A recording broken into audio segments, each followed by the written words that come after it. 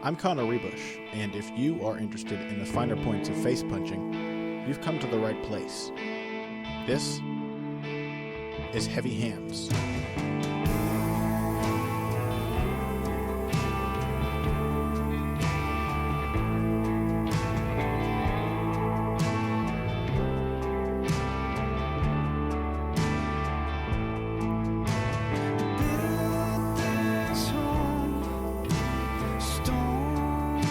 Hello, ladies and gentlemen. Welcome to another episode of Heavy Hands. I am your host, as always, Connor Rebush, and joined, as always, by my friend and co-host, Patrick Wyman.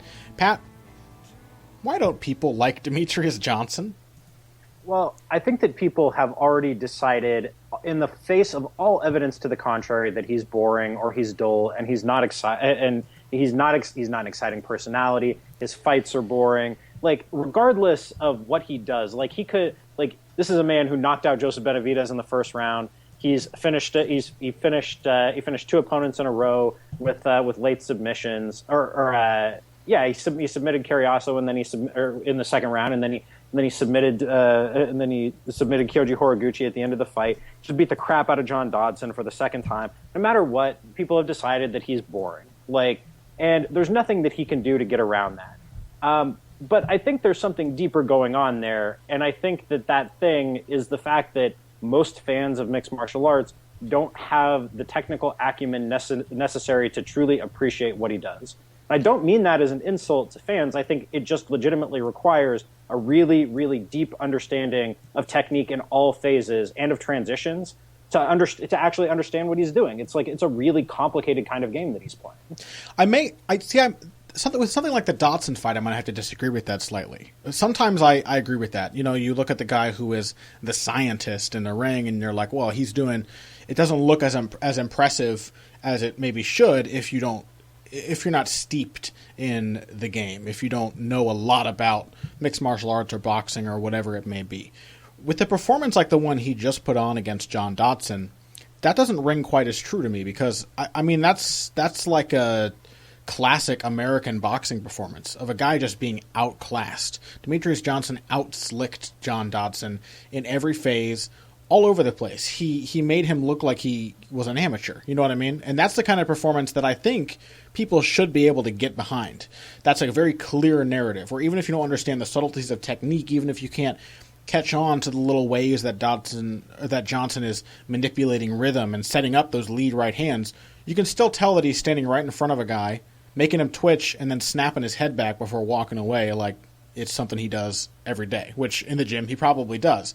So I think that just, based on the performances, there should be something there. Like, for example, I don't think Joe Rogan knows a ton about striking, but Joe Rogan is sure as hell impressed whenever he calls Mighty Mouse's fights. He has nothing but praise for the man. But think about how many fights Joe Rogan watches over the course of a year. That's true. And I'll tell you why. And I'll tell you why I disagree with you, because I think that you can appreciate the lead rights and you can appreciate the blitzes and the quality of Mighty Mouse's attack, but think about how much of that fight was spent in this particular sequence. Mighty Mouse shoots. Mighty Mouse shoots a double. Mighty Mouse switches to a single when Dodson defends the double. Mighty Mouse uses the single to push Dodson to the cage. Then Mighty Mouse, while holding the single leg with one arm, reaches up and punches Dodson a bunch of times, elbows him, and maybe eventually switches back to a double and gets him down, as he did in the fourth and the fifth round. That sequence right there, Mighty Mouse spent probably eight of the 25 minutes of the fight in some step of that particular sequence. And I think that kind of thing in particular, while it was beautiful, and it showcased Mighty Mouse's adaptability and his ability to switch around and take advantage of what his opponent gives him. Like, that sequence right there is not going to set any mixed martial arts fan's heart on fire, unless you can understand how every single stage of that led into the next. Personally, I thought those sequences were awesome. I loved watching him crack Dodson in the chin lightly, and Dodson's like, well, I'm going to try to hit him back. And then he would just stand up and smack him with a huge elbow before trying for the takedown again. I love that. Well, see, that's the thing, though, because I'm not trying to set us apart from most fans here, but we watch a lot of fights. And when you have to see 50 shitty single legs to appreciate that Mighty Mouse is not only grabbing a single leg and grabbing it with great technique, but he's also using that single leg to set up the next thing. He has so fucked with John Dodson's sense of what's coming next that he can just impose his will, that he can pick and choose where the fight, what's going to happen next in the fight. He was totally in control of the initiative and the rhythm at every point. See, a lot of people have the notion that it's the size that puts people off. I don't really buy it. I don't buy that 125 pounds is too small for even Americans to get behind. And I think to a large degree, the size thing is a cultural artifact, right? Because there are, small fighters are very popular in various countries in South America. Small boxers are very popular in Japan and in Korea, where they have great success. It's only in like large Western European and American countries that we think that these fighters are too small to be impressive. Because I guess there's a sort of a little bit of ego in a lot of fight fans' heads, where if you don't feel immediately like the guy is a threat to you, he's not good at what he does. Well, American sports are large people sports. They in boxing in America, we have plenty of featherweight stars. Well, yeah, but boxing in America, do you think that MMA fans as a group overlapped more with general sports fans or with boxing fans? See, I would say that they tend to overlap more with general sports fans, and American sports, by and large, are large people sports. Baseball, basketball, football. I mean, the smallest football player on a field is going to be maybe 180 pounds. The smallest basketball player is going to be 6'1". Even in baseball, you've got a lot of guys who are 6'3", 200 pounds. The fattest athletes on the planet, I swear to God. Well, yeah, I mean Prince Fielder, man. Prince Fielder is a with a steel-like physique containing just a little coating of fat. He's what 5'11", 265. Maybe it's just the unflattering pants that make baseball players look worse than they really are. There's maybe some credence to that. There's maybe some value to that. I really do think though, like that. I know plenty of people who like boxing and MMA, and we know Americans still love heavyweight boxing, so we know that they still like their large peoples in those sports. But I mean, many great, very popular boxers in the U.S. have fought at featherweight. We have Henry Armstrong was popular in his day. He was a featherweight. Arguello was popular. Salvador Sanchez was popular. Aaron Pryor was popular. Currently, Leo Santa Cruz and Abner Mares put on a fight that 1.6 million people watched at its peak on ESPN. And those numbers those are the same kind of numbers that Mighty Mouse might draw with a whole undercard to back him on Fox, but that's Fox. And for ESPN, they were astronomically high numbers for boxing. So I don't know. I think it probably can't be just the size, but maybe there's something in MMA culture. Because the thing is, when I hear people say he's too small or people don't get knocked out or whatever, that's actually not usually like a casual fan perspective. It's usually people who really like the sport who say that. People who follow MMA. I hear a lot of people, they're like, I don't know what it is. Like, they're apologetic now because there's so much outrage now in the really hardcore MMA fan community over people who just don't give a shit about Mighty Mouse. So they say apologetically, I don't know what it is. I just can't get into his fights. Like, I bought the pay-per-view and I fell asleep. I hear that a lot. So I just really wish I could understand what it is that makes him, and maybe it is, as you were saying, that there's a lack of knowledge. Personally, and my theory, this is the one that always pops into my head, is that Mighty Mouse is so good at fighting that he takes the fight out of it. Like I think he consistently takes the reason that people watch fights out of the fight. And he did that last weekend to his most competitive challenger to date. He made his most competitive challenger look like arguably his least competitive challenger. Like, John Dodson he had better takedown defense, I guess, than Chris Carriasso and John Moraga, but he didn't really do any better than those guys did. He got beat up a lot. There's very little. Now I think we're on the same page. We're on what's closer to the same page. There's nothing visceral about a Demetrious Johnson fight because you get the sense that he's always thinking. If you're always thinking, you're not reacting. You're not in trouble. You're not struggling through the fight. Yes. And Demetrious Johnson is always thinking. I mean, and maybe that's his great flaw is that he's too clinical, too ice cold out there. That there's no emotion to what he does. Like, you and I were talking about this before we went on air. The only emotion that Demetrious Johnson showed from the time the fight started until Herb Dean raised his hand when the scores were announced was disdain for John Dodson. I think that might be a saving grace. Like, I think because Floyd Mayweather was a featherweight and he was popular even then, and Floyd Mayweather is small by most American standards, and yet he is supremely popular, not just as a boxer, but as an American athlete. And I think if you're going to have a style, like, you have to, it's almost like the technical boxing style is so anti-typical boxing fan. It's so against the idea of a slugfest and like a show of heart. It's just intelligence. It's just cleverness displayed in the ring. I think that's so against it, you have to play yourself as a heel almost. Like, you have to have a certain swagger so people can tune in because they want to see you lose. And I think Mighty Mouse may be adopting a bit of that, very slowly, but I think it's just a natural outgrowth of the fact that people don't care about him, and I think it pisses him off. You know, this occurred to me, and I realize we're veering off of our usual technical focus here. But so when I was at this media launch last week before the fight, and Demetrious Johnson was there, like, it occurred to me that the reason that he seems to dislike the idea of pre-fight trash talking per se is because he seems genuinely offended that even his opponents, guys who are going to fight him, would get the thought in their heads that he's not better than them.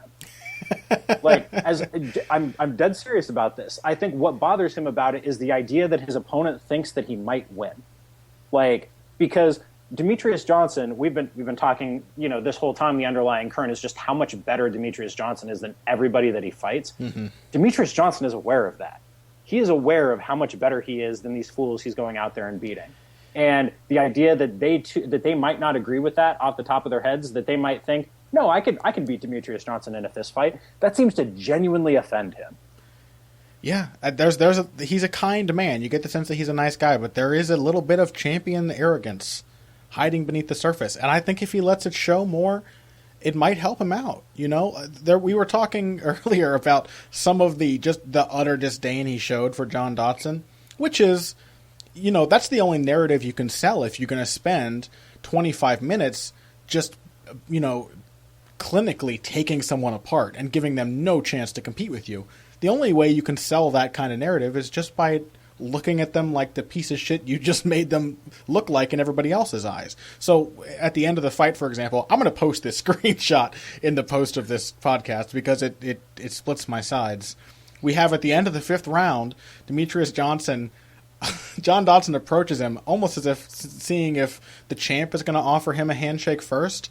And a handshake has never been less offered than in this moment, where Demetrious Johnson looks at him like he just scraped him off his shoe on the curb and walks away. Like, he barely gives him a second of recognition, and it's the worst kind of recognition you could ever ask for.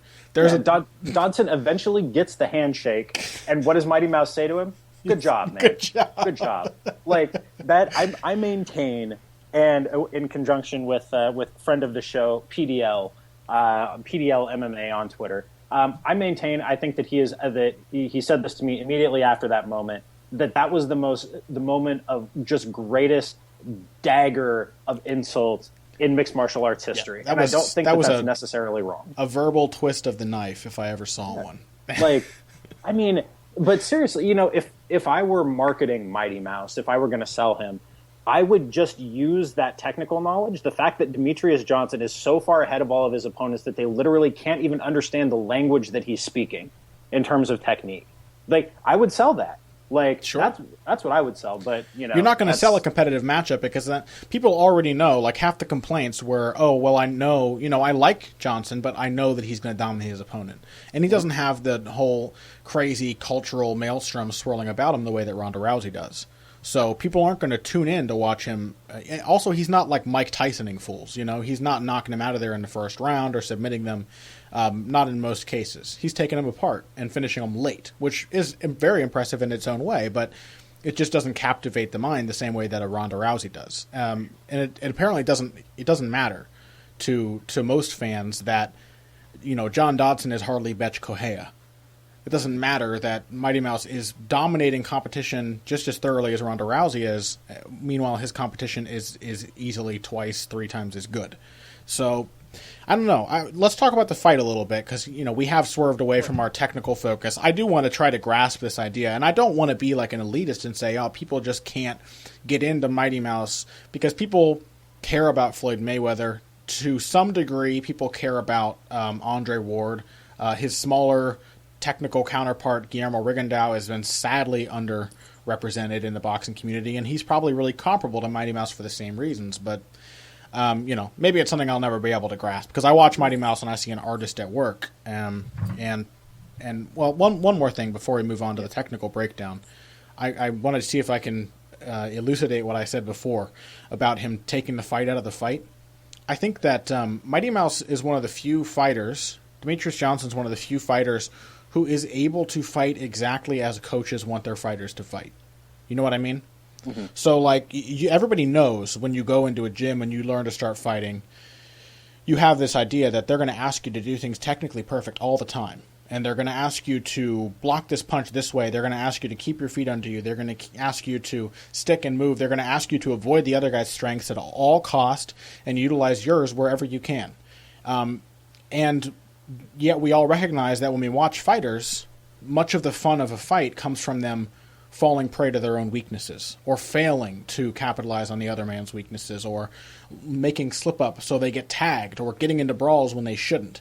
And Demetrious Johnson doesn't really make any of those mistakes. I don't agree with the Joe Rogan assessment that Mighty Mouse does everything technically perfectly all the time, but he's pretty damn close as far as fighters go.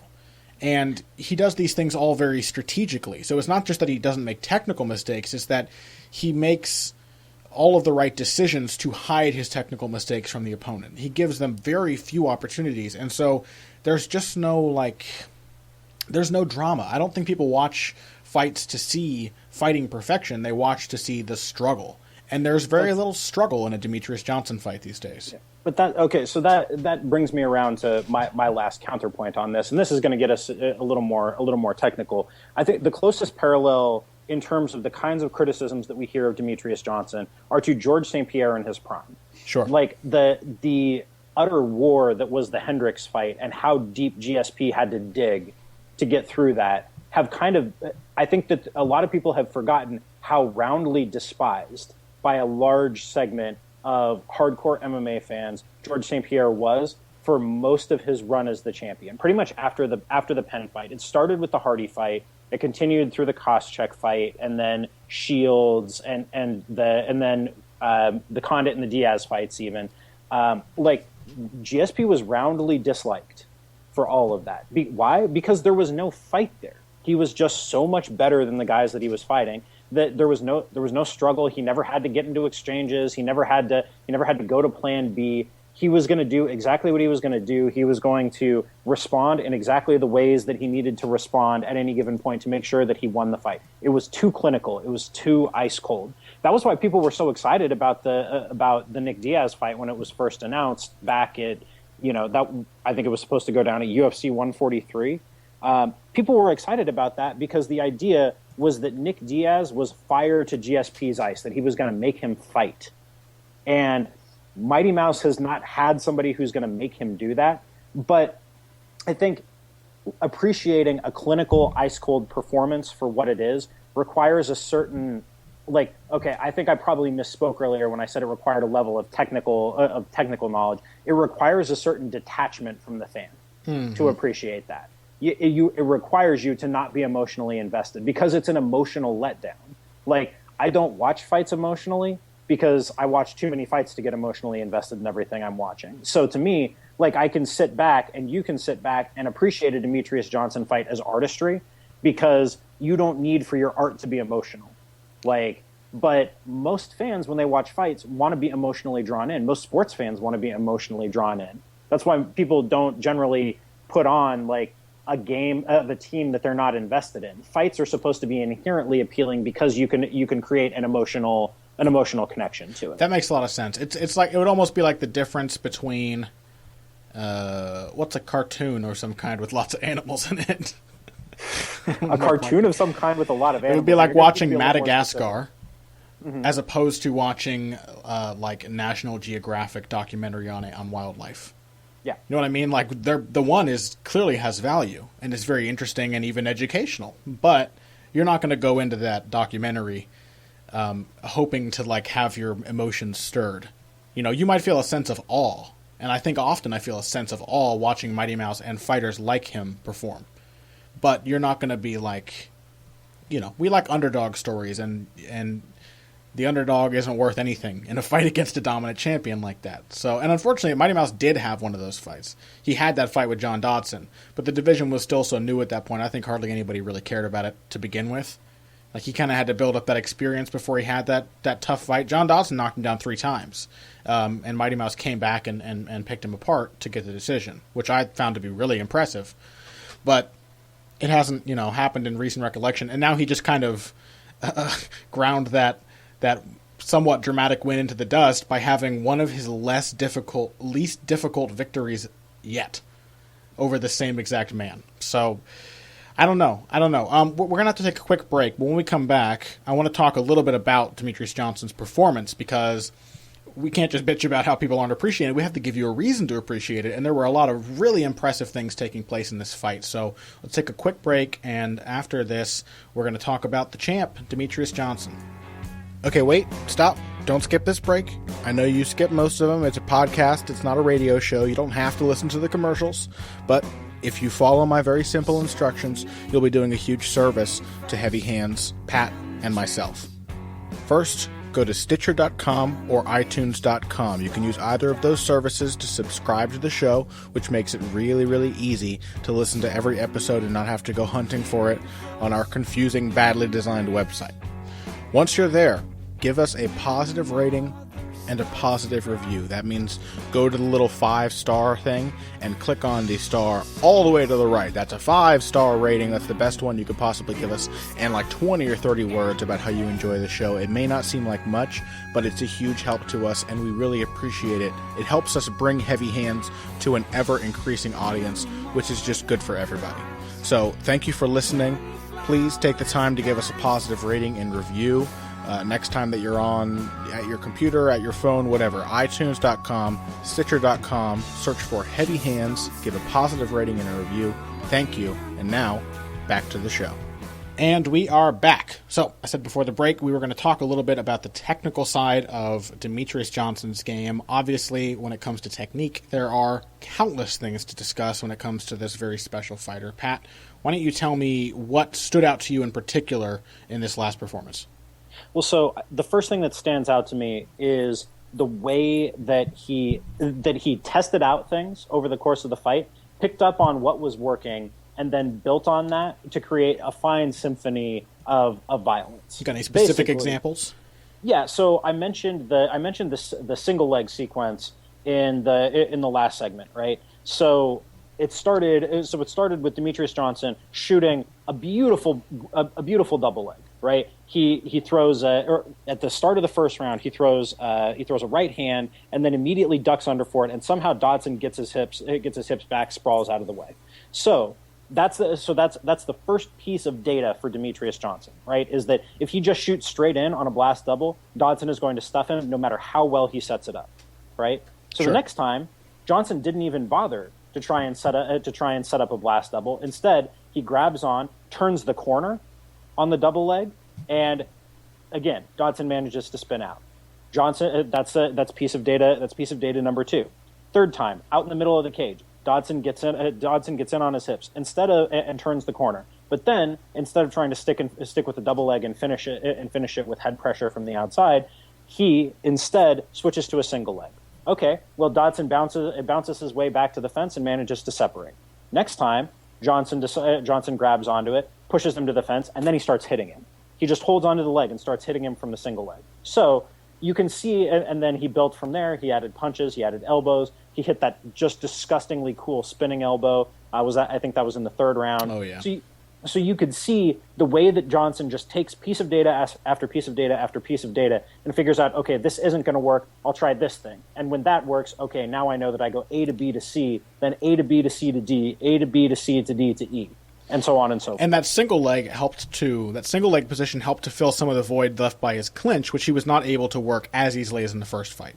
Obviously, John Dodson put a lot of work into fighting in the clinch. He was pretty effective with flurries of, like shoe shine body punches and working his way out, getting his back off the cage. So Mighty Mouse found an opening there based on the fact that he wasn't able to get his takedowns early.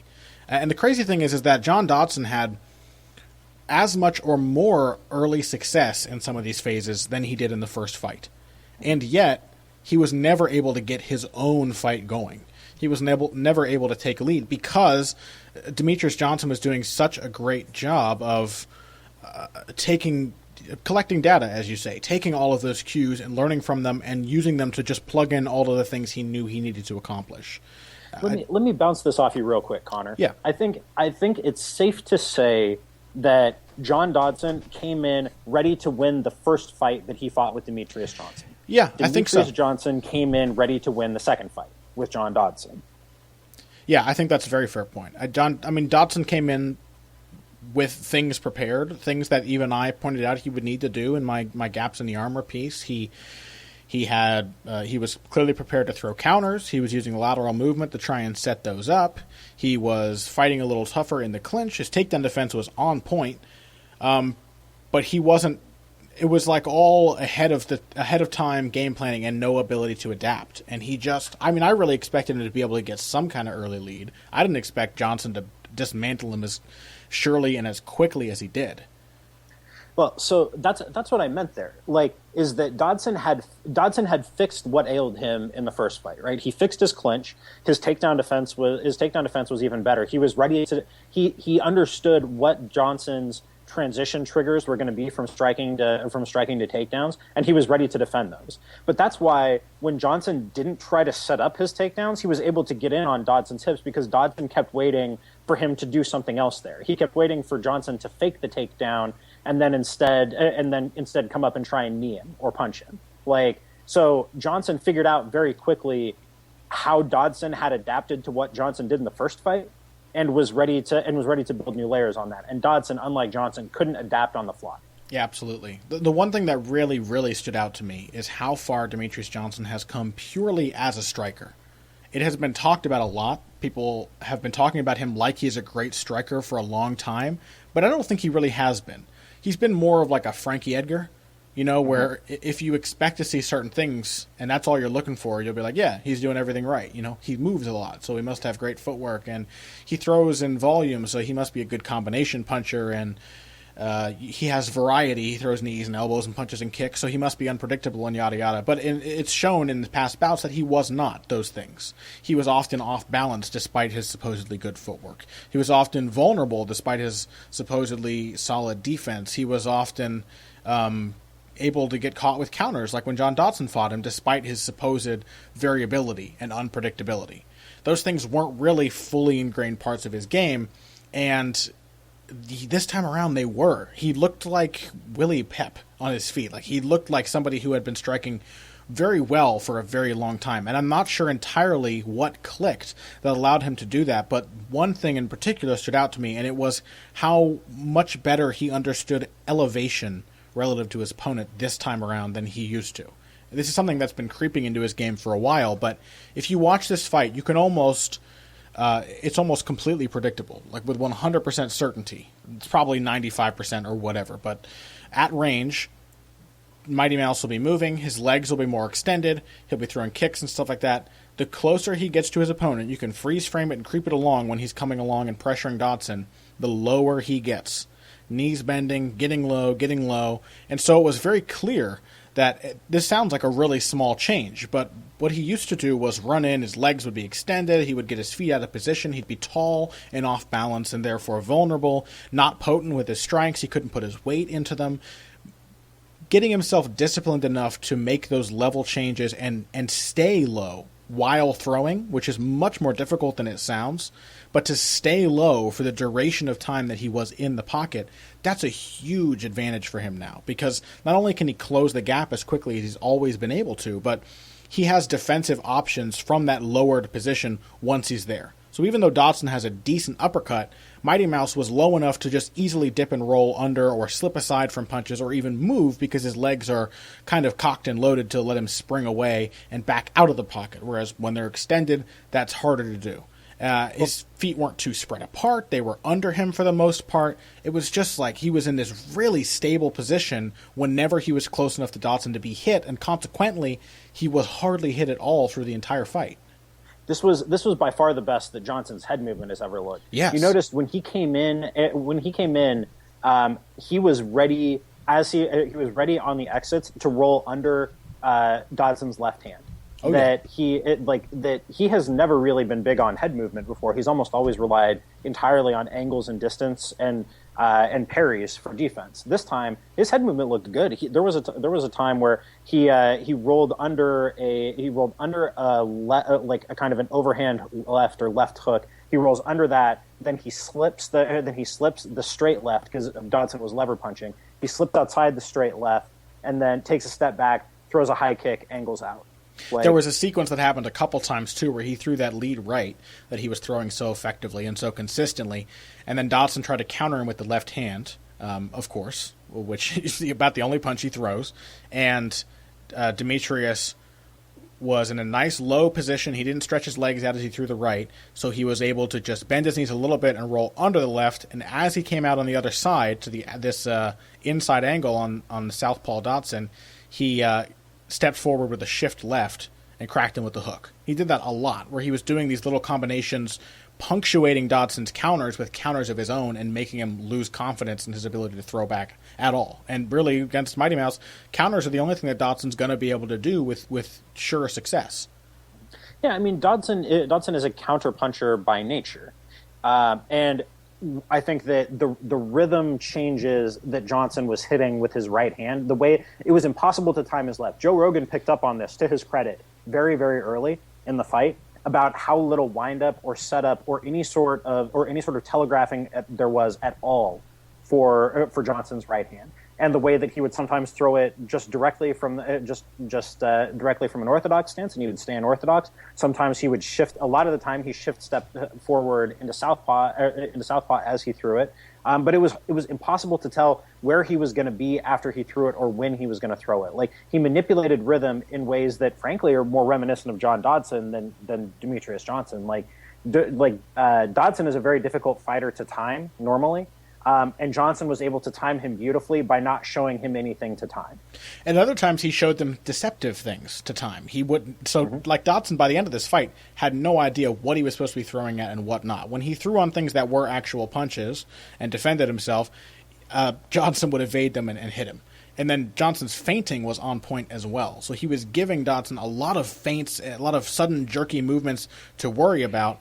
And he just had a tremendous amount of difficulty letting his counters go, and to the point that by the end of the fight he was waiting to a fault. I think you and I both agreed he needed to be able to counter Demetrious Johnson, but he needed to make those counters happen, and he couldn't do it by the end of this fight because he had to fear everything that Demetrious Johnson was throwing at him. And I know Demetrious Johnson isn't the hardest hitter on the planet, but he can make an opponent jump better than almost anybody else in the sport. I mean, did you see how messed up the left side of Dodson's face was by the end of the fight? Yeah, he was wearing the crimson mask by the end of it. Yeah. Like, he got beat up. But so I'm looking at the statistics here, and Dodson landed 16 strikes to Johnson's head in the entire fight. Yeah, in the entire fight, he landed 16 strikes. That is so few over a 25-minute fight.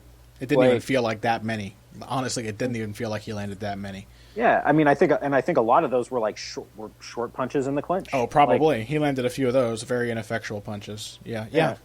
So I mean, just one more thing I wanted to come back to this real quick. I mentioned this earlier, but in terms of having Dodson completely confused, the bit about Johnson being able to just shoot a naked takedown in the middle of the cage, which you're just told you should not do that because it's easy to stuff.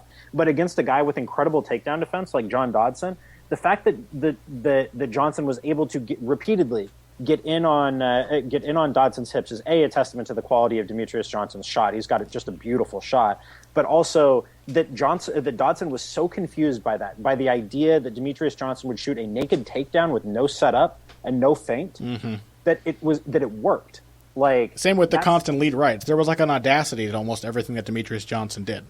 Yeah, that he played off of, like, he was unpredictable, and like where Dodson went wrong and where Dodson's camp went wrong, I think, in game planning for this was in thinking that you could game plan for Johnson's transitions as if those were a rote thing. And they're not a rote thing. They're a totally organic thing that he comes up with, that he tries out and adapts to on the fly. He's becoming more fluid and organic with every single fight. So that's only going to get more difficult until he starts to have a physical decline, which he seems to take really good care of himself. So he'll probably put that off longer than most fighters, particularly most fighters his size. I could see him running through another generation of contenders after this.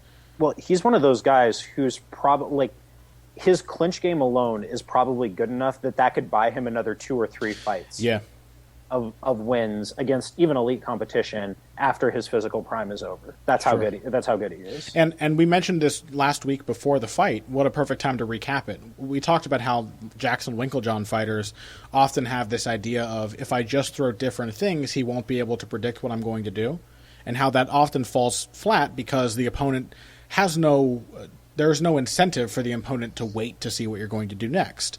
And just not even caring what the other guy's going to throw next, not fearing it, makes it easier to avoid it, whatever it is, even if you are just waiting for it.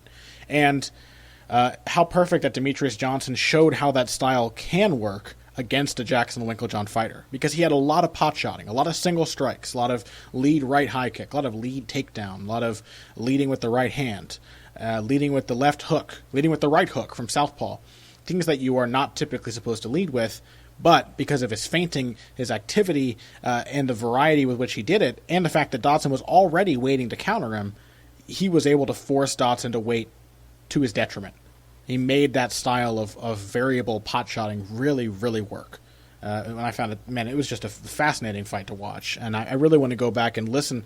I'm interested to hear what John Dodson's corner had to say to him. So I'll have to wait till that one shows up as an event on Fight Pass. If you guys don't know this, by the way, for the fight nerds out there, Fight Pass has a feature where if you play a whole event in like their special live event player, not the ones that are stored as typical videos, you can often select corner audio, usually just for the pay-per-views, but you can listen to what the corners are saying even during the fight. So when the camera is not going to the corner and when the fighters are fighting, you can hear what the instructions from their trainers are. It's a really cool feature if you are into studying trainers, which I absolutely am. Pat, what about Francisco Rivera versus John Lineker? One of many fights in this card that did not go the way we expected.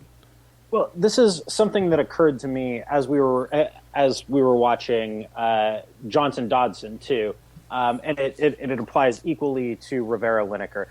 My colleague Jonathan Snowden asked during the fight or during the Johnson Dodson fight, we got to about the fourth round, and Dodson is doing the same old stuff, and Snowden asks, relevantly enough, why doesn't Dodson try something different? Well, the answer is, Dodson's a counterpuncher. That's what he is. He's been a counterpuncher for a long, long time, and you can't just decide you're going to be something entirely different on the fly. That's why it's so notable when guys can and do that. That it's rare. It's rare to just be able to flip a switch in your mind and try something completely different that goes against your natural instincts and inclinations as a fighter, and that applies equally to Rivera Lineker. That I'm sure Rivera went in there with a game plan where he was going to stick and move and keep Lineker on the outside, and he wasn't going to brawl with him. But you're Francisco Rivera, and you're a guy who's confident in your power, and you're confident in your technical skill and being able to exchange in the pocket. And Lineker hits you, and your natural instinct is to hit him back. And Rivera just kind of got drawn into that. No matter what his plan was, when he got hit, when Lineker was leaving himself so manifestly open to getting hit in the pocket, you can't just say to yourself, "Oh, I'm not going to do that. I'm not going to hit him," when he's there to be hit. Yeah, and I don't even know that I would necessarily phrase it as he was drawn into it. I think he was fighting for his life, really early on in that fight. Francisco Rivera looked exactly how I expected him to look for about the first minute of that bout. Looked really sharp. He countered Lineker with the right hand. He was hitting him with the kicks, using that variety from distance. He countered him several times with the right hand, moved back, made Lineker chase him. And it's like at one point, Lineker just managed to get Rivera a little too close to the fence. And even though it was only about a minute into the bout, he was fed up with being countered, and he just went at him. And this fight, more than anything, sold me on your conception of John Lineker as a brawler type to the core, because he just wanted to destroy Francisco Rivera, and it didn't matter if it looked pretty, and it didn't matter if he got hit. I think he may have gotten hit more than... I think he did. He got hit more than Rivera did in that first wild exchange. Yeah, oh yeah, absolutely. Rivera was cracking him with right hand after right hand, clean on the side of the jaw, right on the chin. And Lineker didn't change anything. He didn't change angles. He just ducked his head and swung right, left at least a dozen times until one of them landed. Yeah, I mean, and he did, to Lineker's credit. See, this is, I don't think that... I think when people hear the word brawler, they assume that means unskilled. And Lineker is not unskilled at all. Lineker is a really accurate puncher, despite the fact that he throws as many shots as he does, and the fact that he is so there to be hit in the pocket. You would think he's closer to Leonard Garcia than he is who's somebody who's very clean and technical in the pocket, like Ally Quinta, maybe. Sure, yeah, that's a good example. You would think that he's closer to Leonard Garcia than Ally Quinta, but he's not. There's a lot of craft to the way that Lineker places his shots and picks and chooses the shots that he's going to throw. He doesn't just throw to the body for the sake of throwing to the body. He throws to your body, and then he immediately goes upstairs. Yeah. It's not rote the way that he does that. He's an organic shot selector. Sure, and I think that having spoken about styles in the past, we kind of suggested that a reliable metric for how do you determine what a guy's style really is to ask, what does he do under duress? And when John Lineker is comfortable, he can look like the most technical boxer in the sport. He's got a good jab. He's got decent defense. He's got decent kicks. His punch selection is fantastic. Good body punches, throws strong combinations. But at a certain point, he does what brawlers do, which is he just doesn't respond to punishment the same way other fighters do. It's admirable in and of itself. I speak of it in blunt terms, he didn't do anything special. He just kept going, but that's what makes it special. He just walked through the punches of one of the hardest punchers at 135 pounds, higher, by the way, than the division at which he's been fighting, more or less, for the past several years. And he just walked through everything he had for him. It was astounding. I knew that Rivera could be hurt, but I assumed that Lineker could be hurt as well. Evidently not, at least not very easily. Yeah, I mean, at this point, it seems fairly clear that whatever Lineker's hands are made of, the claim is stone. His jaw is made out of something substantially harder than that. Yeah, absolutely. I mean, have you ever seen Lineker even hurt, really? I think there's probably got to be a fight somewhere. Did Bogotinov hurt him, maybe? I don't think he landed on him. I don't think he really hurt him. Yeah, maybe not. I'm racking my brain. I'm thinking it must be, but damn, nobody walks through Rivera's punches like that. And I think that I just wanted to point this out because people are really down on Francisco Rivera after that performance, because it was as violent as we hoped it might be, but it wasn't necessarily as graceful on his part. And I just think, from the very beginning of that fight, he was kind of fighting for his life because Lineker was swarming him the way that very few fighters do. And against most fighters who weren't John Lineker, what Rivera did would have worked. In the past, it has worked. Rivera is not unaccustomed to having to fight for his life. He usually survives. He usually backs the other guy off. Lineker just didn't go away, and that is very impressive. Yeah, absolutely. I mean, it's hard to... I really think that Lineker is a brawler, yes, but I think he's the kind of brawler who could legitimately be competitive at a high level in a division that's still kind of trying to sort itself out and figure itself out. Yes, they certainly exist. Eric Morales was sometimes a brawler. He's also one of the greatest boxers of all time. Injin Chi, Ricardo Mayorga competed with some of the best on the planet. Brawlers aren't necessarily bad fighters, and oftentimes they're very good, and they're dangerous for reasons that other fighters can't really understand. Yeah. So yeah, I mean, like, I all I know is I have to see John Lineker versus Tomas Almeida. I have to see that. I have never wanted to see a fight more than that. Literally ever. I have never wanted to see a fight more. I thought Rivera Lineker was that fight, but suddenly it turns out it's Almeida Lineker. There's one even better out there. I thought that it was Rivera Lineker, and look at how that turned out. Now I have one that I want to see even more than that. Yeah. Like, what I'm saying is that they should listen to me and do that. Tune in. I know all of you UFC execs are listening to this show. Joe Silva, Sean Shelby, we were saying nice things about you between recording segments here. So, everything comes back in kind. Give us the fight we want. Thank you very much. Now, let's have one more break. When we come back, we're going to talk about Paul Felder versus Ross Pearson. Yet another fight on a fight full of these that did not go as we might have expected. So let's talk about why that may be, and then go to the heavy bag as well in our next segment. Okay, so here's another way you can help us out. Go to your couch, lift up the cushions, and scrounge around in the creases for change, lint, like bent paper clips, like a thumbtack that you stab your thumb on and then you scream alone in your living room. Throw all the stuff out except the change.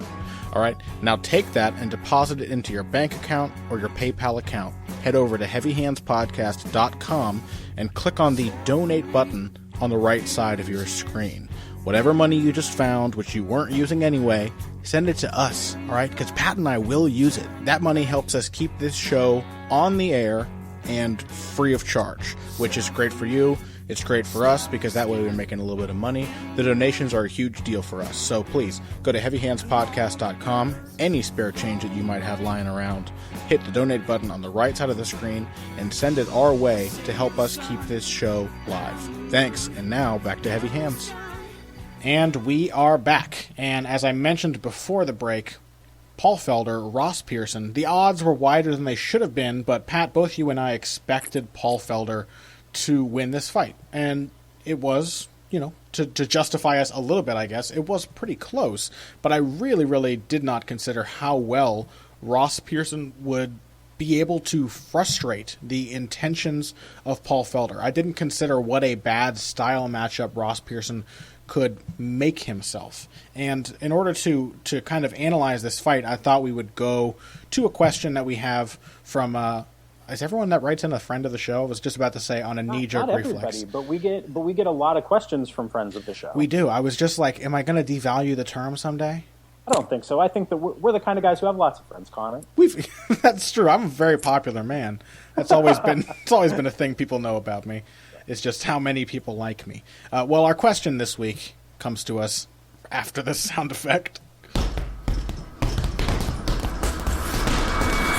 Courtesy of Silky John Stoned at John's Crazy Life on Twitter. And John asks us if we can discuss the idea of layered offense, especially regarding how Felder did it badly. What do you think he's getting on? What do you think he's getting at there, Pat?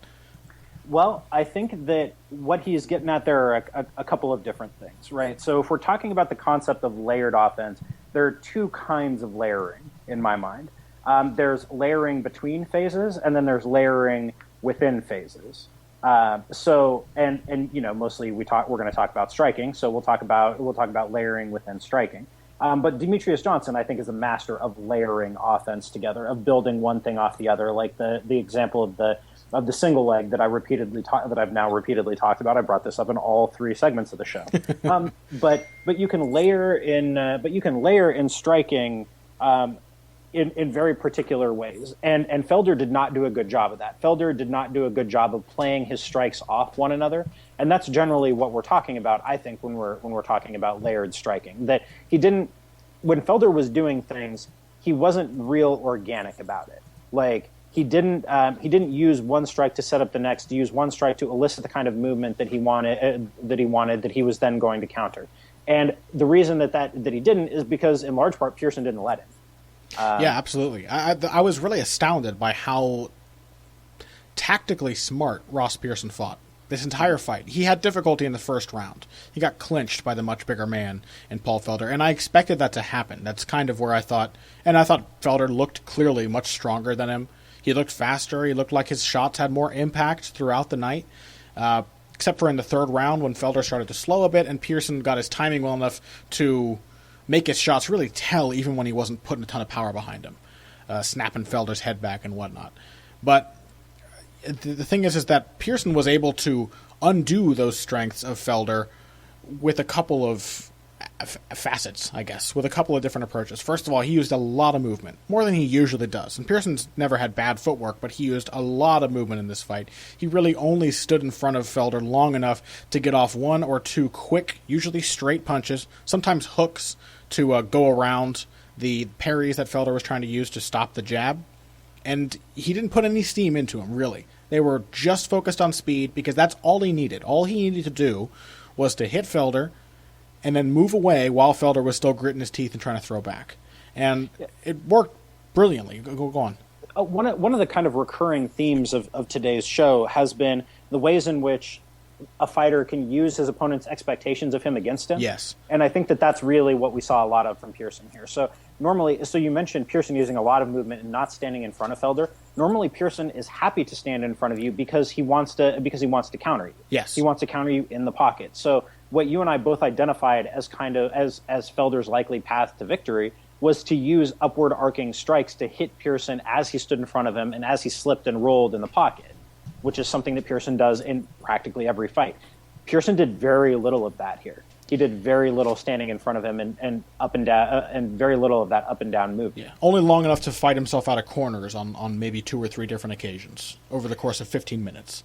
And in so doing, he really messed with Felder's sense of what he was out there to do, and he got Felder frustrated. Yep. Very frustrated. He chose his moments when he was going to plant his feet and throw, where he would make Felder miss and throw at him, and Felder would then feel forced to back up and reconsider.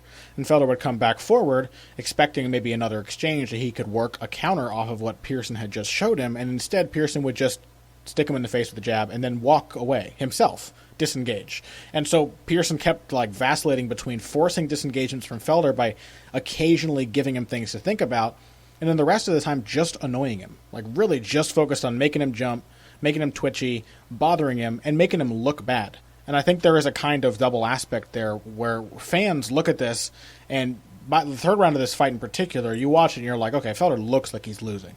And judges fall for this as well, where even if he's not necessarily getting hit hard, or even if he's hitting Pearson back, there is a certain quality to the shots that Pearson is landing that Felder's not helping by getting frustrated every time he gets hit. His head snaps back, whereas when he hits Pearson kind of no-sells it, Ben Henderson style, right? Felder is the one being forced to walk forward, and years of experience listening to knowledgeable fight fans talk, we know that the guy who walks forward swinging and missing is the guy losing, right? Because moving backwards and making the guy miss and making him look dumb, that's like the epitome of good boxing, right? So, but really, that's kind of the idea in fight fans' heads, that what Pearson did in this fight was good boxing. The thing is, even if the judges aren't buying that, Felder knew that was what he was being perceived as. I think you could tell by the end of that third round how frustrated he was. Pearson hit him with the best shots of the fight, and Felder's response was to drop his hands and walk forward. I'm like, dude, you're feeding the fire. This guy's fighting one of the most disciplined fights of his career, and all you're doing when you do that is giving him the evidence that what he wanted to do is happening right before his eyes. Yeah, whenever you can make a counterpuncher lead, right? Then you're doing it right. Yes. And Pearson repeatedly forced Felder to lead, there are kind of layers. There are layers to this, but Felder is not really comfortable in exchanges. Felder wants to pick you off a shot at a time. Yeah. Right. So Felder wants you to throw, and then he wants to hit you right back immediately. A big and then overreaching Felder wants to shot. not be doing that anymore. Yeah, he's got that defense. It's very solid defense. So he wants you to overextend yourself while he steps back and fall into his strike as he throws back at you. Yeah, exactly. Whereas Pearson is much more comfortable in exchanges that go 2 or 3 layers deep. Sure. And I think that really told here tonight because Pearson was patient enough to make Felder walk onto his shots, and then and then he felt comfortable then hitting him back. He didn't need and then sticking and moving afterwards. He was much more comfortable in that kind of fight and much more diverse and experienced. And I think he just saw things better. We saw this, actually we talked about this a month ago with when we were breaking down Barboza Felder. and how Barboza looked so much better there. One of the things that I think I brought up then was how much better Barboza seemed to be seeing what his opponent was doing. How before Barboza never looked like he had really seen his opponent's strikes. Like he was very rote with the way that he threw things. Very powerful and very fast, but very rote with it. And to me, it looked like the benefit of Pearson's experience against Felder was that he just saw things a lot better than Felder did. Like he saw the openings. He was able to pick and choose his spots. He was able to outthink Felder. And that's what frustrated Felder is when you're a counterpuncher, you're not used to being outthought. Yeah. And I think that Pearson outthought him. And I think that his inexperience really hurt him there because once he started to get frustrated, there was no turning back for him. I think no matter what Henry Smith was telling him in the corner, Felder, he felt like he had to get his once Pearson had started to edge and pull ahead of him. He just got angrier, and it really messed up his game where he would start throwing and getting into these long exchanges, and Pearson was making him miss and making him look stupid and feel stupid. And that made him get angrier. He wanted to throw harder and hit him even more. It actually gave Pearson more opportunities to counter him, and he was just basically digging a trench for himself that by the end of the bout he could not climb out of. He really disregarded most of what Henry Smith was saying to him. Like not just in the corner, but also Smith's instructions during the fight. Felder had basically stopped paying attention by halfway through the second. Yeah, and I didn't hear many of the corner instructions at the venue at which I was watching, but it sounded, it just looked like it. It looked like if I could have imagined anyone being in Felder's corner and thinking he is not gonna, because like Juan Manuel Marquez, one of the best trained fighters of this recent generation. But when Juan Manuel Marquez got frustrated by Tim Bradley in their fight, nothing could stop him. Nacho Beristain could not say anything to stop him from coming forward. He's too much of an intellectual, intelligent fighter that level of frustration he was feeling at that point, he had to come forward. He had to try and get back. And that was the only way he could see of doing it. You can't just let the guy go there and taunt you when he's also winning the rounds. So it was a brilliant performance from Pearson, and I thoroughly enjoyed it. And I was happy to be wrong about that one because I love smart veteran performances, and that is exactly what it looked like. Was a guy with certainly not the same potential, maybe not the same athletic attributes, but the years on the younger fighter, and he used it as best as he could. I loved it. So, yeah, the trade-off that Pearson made between trading power for speed in this fight is something that we haven't seen a lot from him since he moved back up to lightweight. We've seen power punching Ross Pearson, as opposed to the kind of stick and move, quick-handed guy that we saw in his first run at lightweight and then at featherweight. And the fact that he knows enough to make that trade-off at this point in his career, that says a lot about how far he's come and about how many tools he has at his disposal. Yeah, it kind of reignites my interest in Ross Pearson's career, I'm no longer going to look at him as like a potential contender. No disrespect to the man. I just think he's probably lost that chance in the matchmaker's eyes and in the public's eyes. But he's going to be like a gatekeeper that I'm going to keep my eye on from now on, because I'm going to know that given a prospect to fight, he may just surprise me and turn in a career best performance. And I really think this was one of the best all-around performances of his career. Yeah. There's nothing wrong with being an action fighting gatekeeper. That's a nice little career niche in a promotion that really prizes good stand-up fighters. Absolutely. Well, thank you. One more thing. To return to the question of layered offense really quick for John. Basically, layered offense means that the different things that you do are playing off one another in mutually reinforcing ways. Yes. So you throw a jab, that pulls your opponent. You follow a jab, or you throw a jab and you follow a jab with a left hook. You're hoping that's going to pull your opponent's glove to the front of their face and expose the side of their head for the hook. Or you throw up high and then you duck under for a double leg. That's a layer right there. You're creating the opening for your next shot. Yeah, and I think it often has to be based on what the opponent is actually showing you. Like here, one of my favorite examples for this is Curtis Stevens, boxer, a lot of talent, not necessarily very well trained.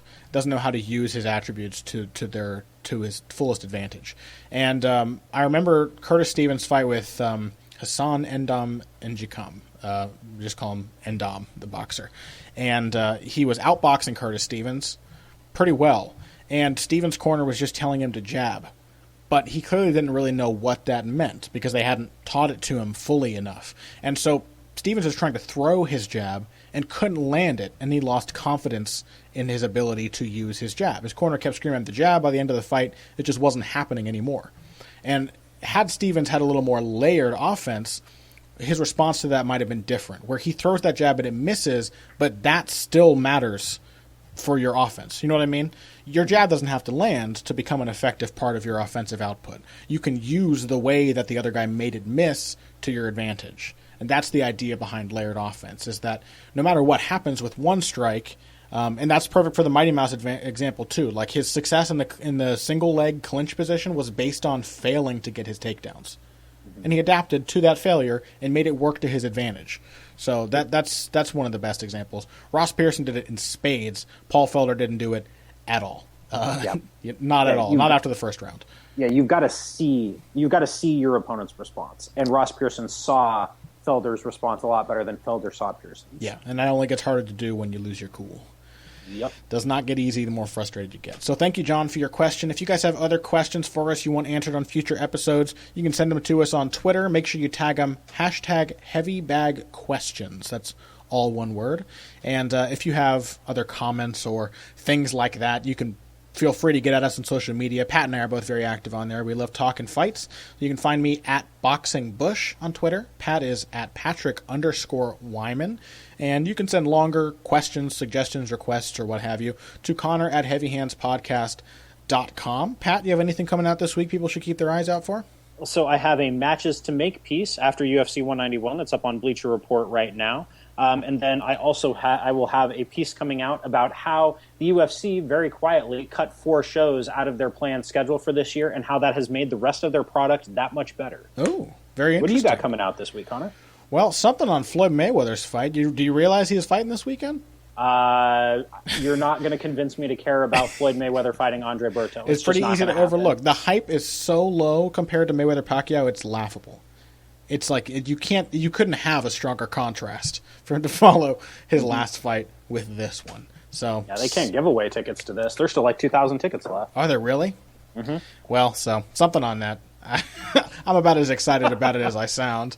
I will also be breaking down some of Demetrious Johnson's performance against John Dodson. I'll be doing that a lot more enthusiastically, and I can find some angle from which to make myself care. Floyd Mayweather is worth caring about as a fighter, even when his opponents aren't doing anything. Maybe it'll be like a career retrospective, since he's talking about retiring. Who knows? There we go. 50-0. 50-0. There's my angle. It would be 49-0. He will have tied Rocky Marciano, and I can't imagine that'll be good enough. No, wait. Isn't he 49-0 right 48. now, or is he 48-0? 48-0. Well, he's going for 50-0. Whatever. He must, right? He has to. There's no way this is his last fight. Like it's just not going to happen. And then some cruel bastard will point out to him once he hits 50-0 that Finito Lopez retired at 52-0. And he will just lose his shit. And then when he gets that, somebody will tell him that Packy McFarland retired at like 72-0. And it'll just never be over. Floyd will be fighting until he's 60 years old, just trying to have the best undefeated record. Well, at some point he's going to lose. Well, yeah, at some point. Not if he keeps fighting the Andre Bertos of the world. Well, even if he keeps fighting the Andre Bertos, he's riding that line now where he's getting to the point where somebody's going to come along if he doesn't stop soon and beat him. So it's not going to be Andre Berto, though, so don't waste your money. Don't buy this pay-per-view. But that's it from me. That's it from Pat. And we hope you guys enjoyed today's show. We hope you enjoyed it as much as you should have enjoyed Demetrious Johnson's fight last Saturday. And if you didn't, shame on you. You should feel terrible and very ashamed. I want Demetrious Johnson to look at you the way he looked at John Dodson at the end of the 5th round. And as I said before, you can scroll down to the post that this episode is accompanied with to see that image. It's definitely a treasure. Otherwise, thank you for joining us. If you came here today for the finer points of face punching, you came to the right place. This has been another episode of Heavy Hands.